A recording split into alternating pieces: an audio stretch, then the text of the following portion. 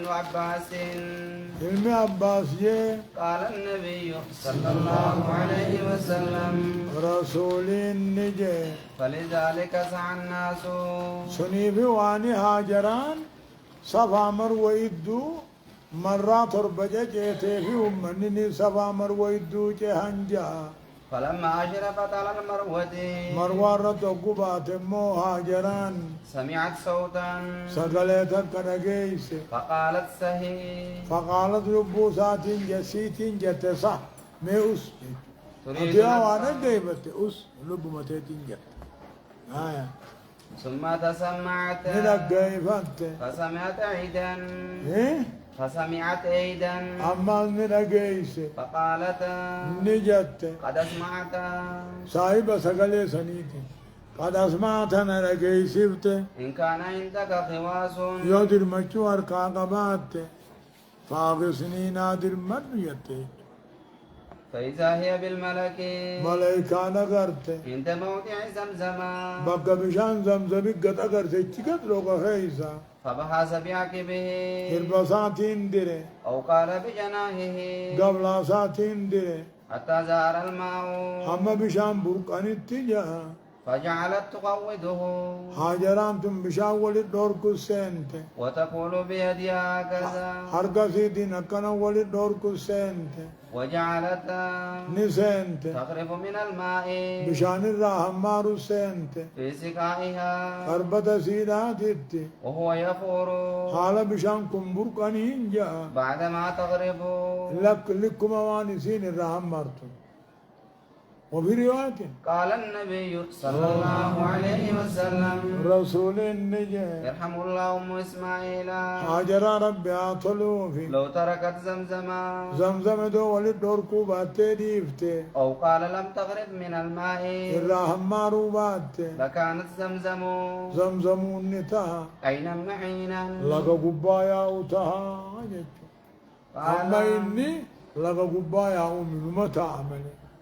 أما كنا مطورة تنابني توبو تنابني بقى يوم مدينة للرقيسة أمنا قياه الألمة أبكما ساتين الرسول قال جاء فشربت دويت وردعت ولدها مجاسيلو سبت فقال لها الملك ملائكة جين لا تخلف الديعة لا تخاف الديعة تلسمان صداتنا فإنها هنا بكتنتي بيتا لله من ربي تقو جار موتا يبني هذا الغلام مجمعنا في أباسات جاروتا وإن الله أما رب العالمين لا يضيع أهله أهل بيتي ساتلي سنقود على البيت سور بيتي تناتي تلزر سنقود وكان البيت مرتفعا من الأرض وكان البيت أي مكانه بكتم بيتي تلو تقطات تجير راول فودان تودا تأتيه السيول دلاني قبات تنوفا فتأخذ عن يمينه وعن شماله ميقا بتار مقاتلو القرون دنديو فكانت كذلك أقسم جرات تلون سني حتى مرت بهم رفقة جماعة قندوفه من لكن جرهما فكانت كذلك هاجران أقسم مجاسيلو سبتي هم يسد خط أمني توكو قبيلة جرهم الراجع أو أهل بيت ورغندا تقندوفه من جرهما جرم الراغنته والريمني مقبلين أصغر قلو تهدفا من طريق قدا حراك دايتين دفا فنزلوا في أسفل مكة جل مكة قبة فرأوا طائرا شمبرو تكاركا عائفا قد الديبيو فقالوا جان إن هذا الطائر شمبرو انتني لا يدور على ماء تبشان من ميرت فكاتي لأحدنا أمو كنت تبينو بهذا الوادي لغا مكة هنا كتقو بغمنو وما فيه ماء خبشان أمن بينا شمبرو انتنا أبدا شمبرو ما بشان من ميرت فأرسلوا جريا إرقاتك إرقاتان أو جريين أكاهو إرقالم إرقان فإذا هم بالماء أركنه هنا بشان زمزم فرجعوا ديبيان فأخبروهم بالماء ورساني ديبياني بشاني جرى بشان أقر جاني من فأقبلوا أصغر قلن قرب بشاني قال جي وأم إسماعيل عند الماء حالات إسماعيل بشان برجرتي فقالوا جان أتأذنين لنا هيا منوغوتا أن ننزل عندك سبرا قبنا بشان كان هيا منوغوتا فقالت نعم انا برا قبنا ولكن لا أكلكم في الماء بشان ناوجين قبدا بشان كيا أمونا برا قبنا قالوا نعم هيا قال النبي صلى الله عليه وسلم نعمين قابل بشان سيوجين قم نججو رسولين نجي فعل فذلك فعل فاني أركي ذلك الجرهم سنة أركي أم إسماعيل حاجراتنا نأركن وهي تحب الأنثى إسيدا بوها رفيتو أركنيتي سبرا قبنا كم جانين فنزلوا إيه؟ فنظلوا قبة وأرسلوا إلى أهليهم قرى والرساني أرقة فنزلوا معهم هاجرا فاوج قبة حتى إذا كان بها أمتو أقوم كان هنتان أهل وبيات منهم ورقندا هدو أقتان وشب الغلام إسماعيل الدردر وتعلم العربية منهم جرومي خنر عربية برته وأنفسه قرير رواية أول من فتح الله لسانه اسم بالعربية الفصحى إسماعيل بن إبراهيم جل أولنا من درا أفان ربا صحيحة خانت دبته إسماعيلي جل هنا روايات جروم الرا برته جل جروم الرا ونبرتن كلام السوقي جل أما أولنا من درا أفان ربا دبته عربا إسماعيل جروم الرا برته كلام السوق يعني جمعا بين الروايات يعني هايا وأنفسهم جل يوقته وأعجبهم جالتشي سا يوقته حين شبا وقو دردره فلما أدرك الحلم وقو بالو قدقامه زوجوه امرأة منهم انطلو تكجر من راخننيف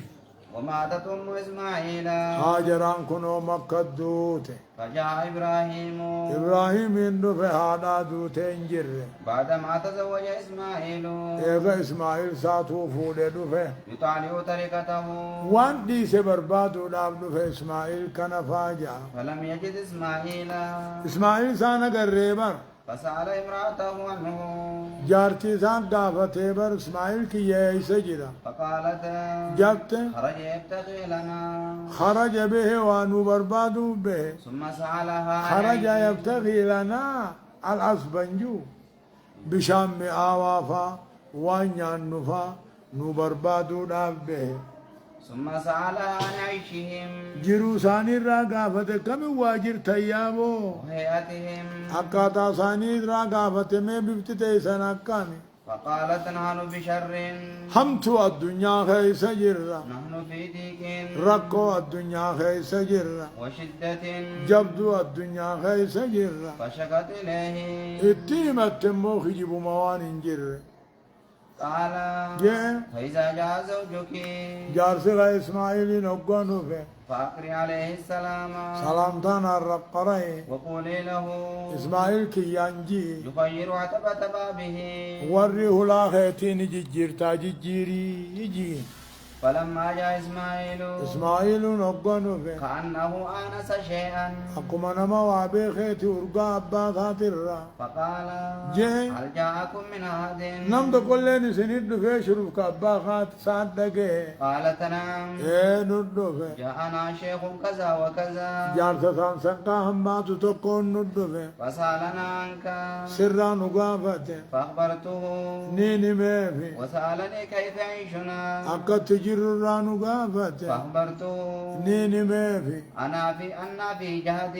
جاك انكي خيس جراني ميفي وشدة جبدو خيس جراني ميفي قال جاء قال أوصاك بشيء وادك اللي سدامي قالت نعم ايه ندامي أمرني ناجج أن أقرأ عليك السلام سلام تاخنين سر قرأ ناجج ويقول ما نجا خير عتبة بابك وريه لا خيتي ججير تاني وريه لا خيتي ججيري سينجا قال جاء. ذاك أبي سن أباخي إبراهيم وقد أمرني ناجج أن أفارقك خنين سهيغ ناجج الحق بهالك الهكي بأهلك والرخيص نقلي يجين كناية طلاقات يوهيكات نية هيكتات سهيغ والرخيص نقلي يجين أفان مسيب بلاء تقولي البلاء موكل بالمنطق يجين فطلقها هي غيبة وتزوج منهم أخرى جروم الران طلب رافونه فلبس عنهم إبراهيم شام الراتره ما شاء الله والرب انترو فلني تره ثم أتاهم بعد أجبودان تنوفه فلم يجده الراد إسماعيل سانا قرر فدخل على امرأته جارتي سارت من سيني فسألها عنه اي سجر إسماعيل كيا فقالت خرج يبتغي لنا وان يعنير ننو بربادو به قال كيف أنتم أكم جرتيان تل وسألها عن عيشهم جرو أكم جرتيان تل فقالت نحن بخير قاري الدنيا خيس جر وسعة بالله الدنيا خيس جر وأثنت على الله ربي قال انها غيو بالله جر فقال ما طعامكم مال نيان خيس قالت اللحم فون ما نيان قال فما شرابكم لغاتين كيسنو مالي قالت الماء بشان مرد دوينا قال جاء. اللهم بارك لهم يا ربي ثاني بركة قولي في اللحم والماء فوني بشان كان خيس بركة قولي قال النبي صلى الله عليه وسلم دوب رسول النجي ولم يكن لهم يومئذ حب قرمك خنا قابل فرين هنتاني ولو كان لهم ادو فريق اباتنيهين دعا لهم فيه فري سنتين مخلطافي قال جاء فهما فوني بشان كان لا يخلو عليهما أحد نم تقل إن شاء الله ما نياتي دوكي نغير رامبو بغير مكة بكا مكة تنتهين مبو بخوص سمالي إلا لم تقالو چي يمالي إلا لم يوافقوه جي إلا لم يوافقه تابي آسا قطمو باتو مالي أما بكا برا فون نياتي بشان يوتي نيدي سيحاليب سيد مكة مو بركة دعائي إبراهيمي هم بيت فون قوفتي بشان يوتي نيدي هما تقسم قال جاء. فإذا جاء زوجك جارسك إسماعيل أبغانو في فاقرأي عليه السلام سلامتان الرقرأي ومريه إسانا عجيجي يثبت عتبة بابه هو هلا وري هلا ساخدي سنة عجيجي فلما جاء إسماعيل إسماعيل نقود في الراس قال هل أتاكم من أحد نم تقول لن سند في قالت نعم نتن في أتانا شيخ جارسان ند في حسن الهيئة أبي خبريد وأثنت عليه غير فارس تجار سكاري خبجا قبو فسألني عنك سرانا قافت فأخبرته نينو دي سيبي فسألني كيف عيشنا أكد تجررانو قافت فأخبرته نيني ميفي أنا بخير غاري جيران ميفي قال فأوصاك بشيء وادك سدامي قالت نعم كانت تنامي ويقرأ عليك السلام سلام تسينجا ويأمرك سياجاجا أن تثبت عتبة بابك وري منا خليبة سياجاجا قال جاء. ذاك أبي برسن الباخية وأنت لا تبت وري سنبرسي أمرني أن أمسكك خلين سدي فردتنا جاجا ثم لبس عنهم يس إبراهيم الراتور ما شاء الله والرب تروفن ثم جاء بعد ذلك أجبو دانوف وإسماعيل يبري إسماعيل قرو جرودوف نبلا له لا وساتي يسايسا قرو تحت دوحة دنبي تكيل تاي خم قرو قريبا من زمزم زمزم الدهاتي جاء فلما رآه وقواني في موابا سارك قام إليه قر إبراهيم كي فصنع ولد دلغن كما يصنع الوالد بالولد أكام بان المدلقو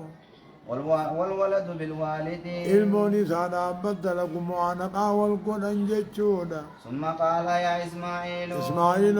إن الله أمرني بأمر ربي وهنا جج قال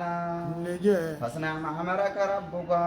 إسماعيل نكجو والرب سينجو قولي خاب قال جي وتعينني نافي غرغرتا قال وأعينك ياسفين غرغارا قال جي فإن الله أمرني ربي ناجي أن أبني هنا بيتا أرمك كعبة بيتي خنين جارون ناجي وأشار إلى كمة تلو قطر كلات مرتفعة تول فودم توتات على ما حولها وامقاسي ترول فودمت قال جي فعند ذلك أجرا تلو سنرا رفع القواعد جارما والفودنجا من البيت كعبة الراجا فجعل إسماعيل إسماعيل النسين يأتي بالحجارة لقول القرافي وإبراهيم يبني إبراهيم الكسات جارا حتى إذا ارتفع البناء أما توقو جقل ديرات جاء بهذا الحجر لقا خنان دفموغا مقام إبراهيم كجامو خانا فوضعه له